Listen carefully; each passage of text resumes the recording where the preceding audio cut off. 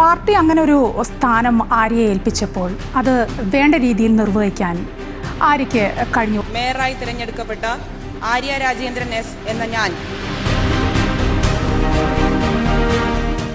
ഡിസിഷനുകൾ എടുക്കുന്ന സ്ത്രീകളെ നോക്കി ധിക്കാരികളെന്ന് വിളിക്കുക, ധാർഷ്ട്യമുള്ളവരായി വിളിക്കുക.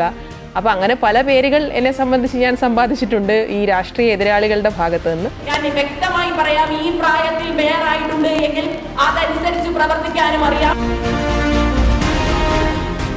പ്രധാനമന്ത്രി ഈ എയർപോർട്ടിൽ വന്നിറങ്ങുമ്പോൾ ഞങ്ങളുടെ മേയർ പോയി സ്വീകരിക്കും എന്നാണ് BJPയുടെ ആളുകൾ പ്രചരണം നടത്തിയത്.